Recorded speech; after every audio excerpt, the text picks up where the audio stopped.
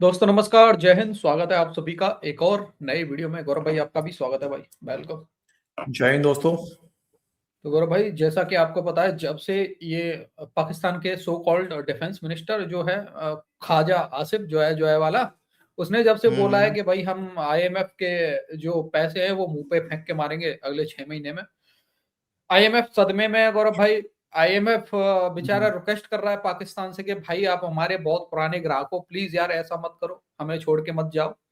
IMF request कर रहा है। दूसरा, सारे के सारे जितने भी पाकिस्तानी मीडिया में जितने भी मतलब एक्सपर्ट बैठे रहते हैं, जैसा कि आपको पता है नए नए एक्सपर्ट आए हुए हैं ना पाकिस्तान में, एक्सपर्ट वो सारे एक्सपर्ट एक्सपर्ट वो मतलब हिसाब लगाने में बैठे हुए हैं सर। अब आजकल हिसाब कर रहे हैं कि आईएमएफ का कितना पैसा है हमारे ऊपर और बाकी के देशों का कितना पैसा है, वो हम कैसे कैसे जल्दी जल्दी चुकाएं, और कितना हम F-17 JF-17 थंडर दुनिया को बेचेंगे तो कितना पैसा आएगा, कितना हम किसको देंगे, वो मतलब पूरा हिसाब लगा रहे हैं इस समय। हिसाब और चल रहा उनमें है। पाकिस्तान का एक बहुत बड़ा जर्नलिस्ट है, आप जानते होंगे, हामिद मीर, वो भी शामिल हो गया भाई उन्हीं अच्छा, सब में। हाँ, वो वो भी मेडल अब मेडल पूरा, मैन।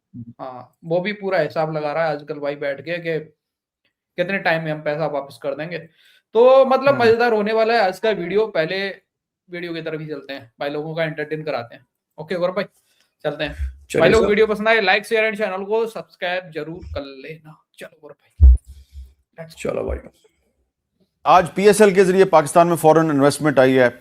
कल कराची में पाकिस्तान रेलवे जो है वो 20 यस मिलियन डॉलर की इन्वेस्टमेंट लेके आ रही है। इसके अलावा भी आप जानते हैं कि जो मई 2025 में पाक भारत जंग हुई उसके बाद पाकिस्तान की जो डिफेंस प्रोडक्शन है पूरी दुनिया में उसकी क्रेडिबिलिटी में बड़ा इजाफा हुआ है। और आने वाले कुछ महीनों में पाकिस्तान जो है उसको इतने ऑर्डर्स मिल चुके हैं कि पाकिस्तान कम से कम 12-13 अरब डॉलर के जो ऑर्डर्स हैं वो पूरे कर रहा है। और डिफेंस प्रोडक्शन और ख़ास तौर पे जो जंगी जहाज़ हैं वो फ़रोख्त कर देगा 12.5 अरब डॉलर के। इसमें 4 अरब 60 करोड़ डॉलर की जो का जो असला है वो लिबिया को फ़रोख्त किया जाएगा। 4 अरब 50 करोड़ डॉलर का असला अज़रबैजान को, 1 अरब 50 करोड़ डॉलर का असला जो है सूडान को, और इसी तरह जिम्बाब्वे को, इराक को 66 करोड़ 40 लाख डॉलर।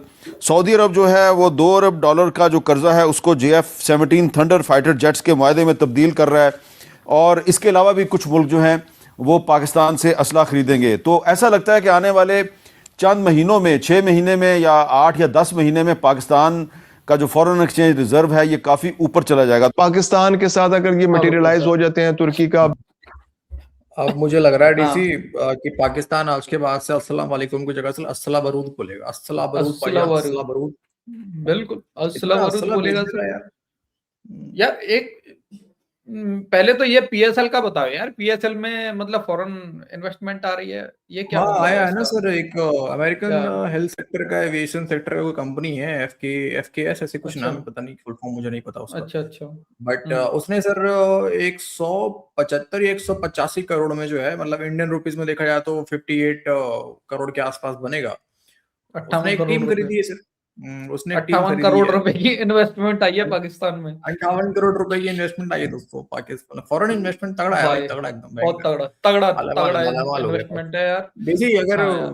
मैं वही कह रहा था कि अगर कुछ ऐसे हमारे, चलो बिजनेसमैन छोड़ दो, बिजनेसमैन की तो बात ही मत करो, कुछ हमारे नॉर्मल कंटेंट हाँ। क्रिएटर्स हैं, ठीक है, हम्म। जिनके पास सर 500-500 हाँ 400-400 करोड़ का तो सर नेटवर्थ है, चाहे तो सर वो भी उनके पाकिस्तान पास में एक में आध तो पीएसएल टीम सोने को। के फोन। सही भाई, गौरव भाई फोन ही सोने के हैं। वही कह रहा अब सोचो हूँ, यार। 2-4 टीम तो वही खरीद ले अपनी गोद में लेके, हाँ है ना। हाँ बिल्कुल। एक एक हाथ में, और एक हाथ दूसरा में बबरू को दूसरा ऐसे सर। पकड़ के, बबरू को पकड़े, एक हाथ में रिजवान को पकड़ेगा, आ जाओ बेटे। अच्छा, दूसरा मैं देख रहा था सर, ये बोल रहा है कि 6 महीने में ऑर्डर पूरा कर देंगे, जबकि मैंने इनकी कैपेसिटी चेक करी गौरव भाई, 25 फाइटर जेट बना सकते हैं, ओनली 25। नहीं, उसमें से मुझे 25 में ये से नहीं भी समझ। खुद भी तो रखेंगे ये, साल में एक आध मतलब फाइटर जेट बना के 25 के हम्म। 25 भेज देंगे। यार देखो, पहली बात तो ये सारे 60%, मोर देन 60% पैसा जाना चीन को है, पहली बात। हाँ दूसरी बात 80%, यहाँ पे ये 80%, 60 नहीं 80%। 80% हो गया, 80% हाँ। पैसा, क्योंकि ज्यादातर तो मतलब 80% तो चीन ही बनाता है ना, जो भी है। हम्म। और हाँ दूसरी बात क्या है यार कि मुझे समझ में नहीं आता, जो पाकिस्तानी कहते हैं कि मई में जो झड़प हुआ भारत के साथ ऑपरेशन सिंदूर के बाद हमें इतने ऑर्डर, किस बात के ऑर्डर मिल रहे हैं? बेस उड़वाने के ऑर्डर मिले हैं, 11 एयरबेस उड़वाने के ऑर्डर मिल रहे हैं कि 9 जगह पे हमले करके जो आतंकी ठिकानों को इंडिया ने तबाह करा उसके ऑर्डर मिल रहे हैं। किसके ऑर्डर मिल रहे हैं? किसको बनाते हैं बेवकूफ रे? पहले पहाड़ और मतलब फिर पुराने। क्या क्या, और अब अब आगे चलो, आगे चलो, आगे। बांग्लादेश, सऊदी अरब और जो बाकी लीबिया और जो बाकी ममालिक हैं, अगर ये पाकिस्तान के साथ ये इनके मुआहदे मटीरियलाइज हो जाते हैं तो पाकिस्तान के लिए एक ज़र मुबादला कमाने का एक बहुत बड़ा जरिया बन जाएगा। और ये वाकई पाकिस्तान के कर्जे उतारने के लिए एक बहुत जबरदस्त सूरत, क्योंकि डॉलर चाहिए ना आपको कर्जे उतारने के लिए, तो ये डॉलर आप इनके जरिए से असला बेचकर, JF-17 थंडर तैयारे बेचकर हासिल कर सकते हैं। तो खुर्रम साहब, अगर हम अंदाजा लगाएं कितने त्यारे हम बेचेंगे तो हमारा कर्जा उतरेगा, और क्या आपको ऐसा मुमकिन होता दिखाई दे रहा है? देखिए, असल में कर्जा उतारने के लिए तो यह है कि एक साथ तो नहीं कर्जा उतारा जा सकता ना। हमें तो अंदाजा ये लगाना है कि हमारी सालाना किस्त कितनी है, वो किस्त के अगेंस्ट हम इतने जो है तैयारे बेच लेंगे कि हमारा सहूलत हो जाएगी, क्योंकि हमारे अपने भी ज़र मुबादला के ज़खायर अब काफी बेहतर हैं। अब हमारा जो करंट अकाउंट डेफिसिट है वो हम उसको जीरो पर ले आए। पहले मरला ये कि जब हम कर्जे लेना बंद कर देंगे तो फिर हमें IMF की जरूरत नहीं पड़ेगी। तो IMF से हम कर्जा लेते हैं ना, IMF से कर्जा लेते हैं, फिर IMF हमें मजबूर करता है बाकी मुल्कों से भी कर्जा लो। तो ये सारे कर्जे लेने का जब अमल खत्म हो जाएगा तो फिर कर्जे उतारने का अमल शुरू होगा। तो फिर इंशाल्लाह कर्जे उतारने का अमल शुरू हो जाएगा। तो कर्जे हम पे बहुत ज्यादा नहीं है आलमी बरादरी के, कोई 125 अरब डॉलर के हैं, तो 125 अरब डॉलर तो पीनट है, ये तो चंद सालों में उतारे जा सकते हैं अगर पाकिस्तान की इकोनॉमी स्टेबल हो जाती है। कैसे आप देखते हैं ख्वाजा? यार 1 अरब डॉलर के लिए भीख मांगते, 125 अरब डॉलर क्या है यार? पीनट है यार, क्या पीनट है? मतलब ये तो यार ऐसे ही फेंक देते हैं, पाकिस्तानी नाले में पड़ा रहता है इनका। तो क्या कुछ नहीं है। अच्छा कह रहा है करंट डेफिसिट जो है वो जीरो हो गया। अबे करंट डेफिसिट जीरो तब होता है जब जितना एक्सपोर्ट हो रहा है उतना इंपोर्ट हो रहा हो। इंपोर्ट तो तुम दबाए कर रहे हो, एक्सपोर्ट क्या कर रहे हो भाई? अरे क्या कर रहे हो? एक्सपोर्ट हो ही नहीं रहा कुछ भी सर, हो ही नहीं रहा है। जीरो हो गया, पर जीरो हो गया। आगे मन लगाना भूल गया होगा। हाँ, जीरो हो गया। आसिफ साहब के इस बयान को कौम भी खुश हो ले, या इसको सिर्फ हम सियासी बयान और खुशफहमी तक समझें? लेकिन मुझे जो चीज़ सिग्निफिकेंट लगी है इस बयान के अंदर वो ये है कि कितना बेमानी सा बयान है, और ये क्यों बेमानी है उसका इशारा आपने अपनी तमीद में भी बड़े वाज़ेह तौर पे दे दिया है कि क्या सवाल ये है कि हमें IMF के प्रोग्राम में होना चाहिए या नहीं होना चाहिए, या सवाल ये होना चाहिए कि हम क्यों हैं IMF के प्रोग्राम में, हमें बार बार IMF के प्रोग्राम पे क्यों जाना चाहता है। घर पे तो हमने उसको गाली बना दिया है IMF को, फिर हम भागे भागे चले जाते हैं। हमने देखा है कि माजी में एक वजीर ख़जाना को उनकी अपनी पार्टी ने इसलिए और इस बहाने अपने ओहदे से हटा दिया कि वो इसरार कर रहे थे कि हमने अगर डिफ़ॉल्ट से बचना है तो हमें IMF के पास जाना पड़ेगा, और उनको तो ओहदे से हटा दिया गया। लेकिन चंद ही माह बाद वो गए भी IMF के बाद, उनकी बात सही साबित हुई। सो असल सवाल ये है कि हमें क्यों जाना पड़ता है। अगर हम अपनी आमदन नहीं बढ़ा सक रहे हैं और अपने अखराजात पर काबू नहीं पा सकते रहे, और तो जाहिर है कि हमें कहीं ना कहीं से तो कर्जा लेना है। अब वो IMF से लो, आप बताएं मुझे कि पाकिस्तान का कौन सा हलीफ मुल्क ऐसा है जिससे पाकिस्तान ने कर्ज नहीं लिया हुआ? सऊदी अरब से नहीं लिया हुआ, अमारात से हमने नहीं लिया हुआ, जापान से हमने नहीं लिया हुआ कर्ज। आप मुल्क बताती जाएं जो कर्जे देते हैं दूसरे मुल्कों को, और आप देखेंगे कि उनमें से शायद ही कोई बचा हो जिससे पाकिस्तान ने कर्जा नहीं लिया। तो क्या उस सूरत हाल के अंदर कोई तब्दीली आ रही है? और बुनियादी सवाल ये कि जो आपने बड़ी अच्छी तरह से मेरा ख्याल है उसको बयान किया है कि वो मईशत के ज़रिए नहीं, शायद रनवे के ज़रिए एक रास्ता ढूंढ रहे हैं इससे बाहर निकलने का, जो मेरे ख्याल में मुमकिन नहीं है। आप वक्ती तौर पर जितने मर्जी डिफेंस पैक्ट्स कर लें, जितनी मर्जी डिफेंस सेल्स कर लें, पायदार हल वो होता है जी जो आपके अवाम के जड़ों के अंदर बैठ जाए किसी तरह से। ज़ैगम साहब, स्टेट बैंक के मुताबिक 2025 में पाकिस्तान का मजमूई कर्जा 77,543 अरब रुपए तक पहुंच चुका है। अब ख्वाजा आसिफ साहब का बयान पढ़िए और फिर फरमाइए कि ये क्या है, माशी तखमीनों पर उनका जवाब या हस्बे मामूल एक सियासी ख्वाब? अगर ये बयान पाकिस्तान के वज़ीर ख़जाना ने दिया होता तो मुझे पता है IMF का कोई अफसर क्या कहता। वो कहता नमाएं सोनिया। अब ख्वाजा साहब ने कहा है तो मैं सोच रहा था कि वो क्या कहा होगा किसी ने, या कोई क्या कहेगा। मेरे ख्याल है वो कहेंगे कि Khwaja Sahab you have a great sense of humour, जिसका पंजाबी तर्जुमा ये होगा कि ख्वाजा साहब जुगत ला रहे हो। देखिए सर, वजीर दिफा बयान दे रहे हैं, अब आप भी उनको जुगत ही लगा रहे हैं मेरा ख्याल से। जी जुगत है ना, वजीर दिफाए पाकिस्तान जो हैं वो कह रहे हैं कि जो बोझ पूरी हुकूमत ने उठाना है, वजारत खजाना ने उठाना है, मईशत ने उठाना है, इसको भी एयरफोर्स उठा ले। इजी जगह बहाना है ना, नाम काम ना करने के बहाने हैं ना, तो काम ना करने के वो बहाने हैं ना। देखिए अब जैसे उन्होंने, अब शहजाद चौधरी साहब का मैं क्या बताऊं कि बहुत अच्छी बात है हमारे लिए, geostrategically it's a great win. इसकी वजह से डॉलर्स भी आएंगे, लेकिन डॉलर फ्लो में टाइम लगेगा। और पाकिस्तान का जो अगले साल का गैप है, इस साल का जो गैप है वो 19 बिलियन डॉलर का है जो आपको बाहर से चाहिए। अगले साल आपको 32 बिलियन डॉलर चाहिए जो गैप है। ये गैप कहां से आएगा? इस गैप के लिए आपको फंडिंग रेज करनी पड़ेगी ना।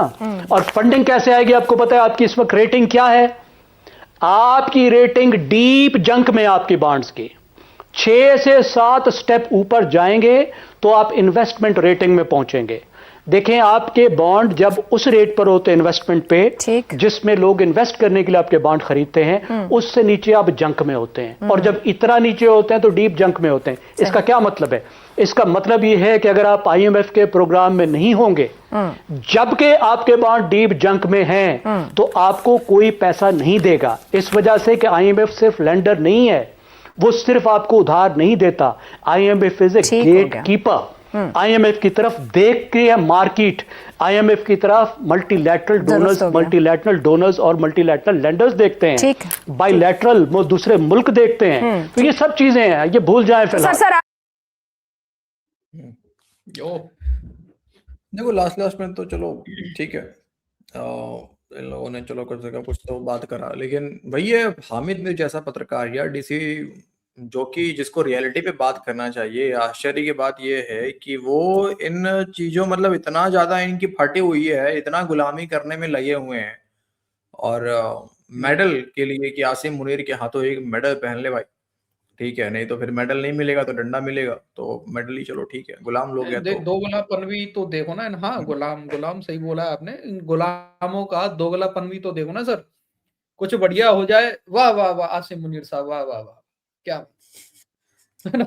और भीख मांगने की बात आए तो गवर्नमेंट ये, गवर्नमेंट वो, गवर्नमेंट ये। अच्छा मतलब ये भी सुन रहा था डीसी की बातें चल रही थी कि प्राइम मिनिस्टर को चेंज करा जाए। अब ठीक है, पाकिस्तान का जो पपेट है कोई नया पपेट बैठाया जाए, तो अब तलाशी शुरू हो गई भाई कौन अच्छा भीख मांगेगा। बातें आई कि मोहसिन नकवी, तो मोहसिन नकवी थोड़ा भीख, मतलब चेहरा देख के लगता नहीं है कि इसको भीख मिलेगा, तो ये उतना भीख ठीक से मांग भी नहीं पाएगा। और वो जज्बा भी नहीं है ना भीख मांगने का जो कटरा शरीफ के अंदर है, टेबल पीट पीट के भीख मांगना, अजीम बनाएंगे और ये करेंगे, वो भारत को शिकस्त देंगे।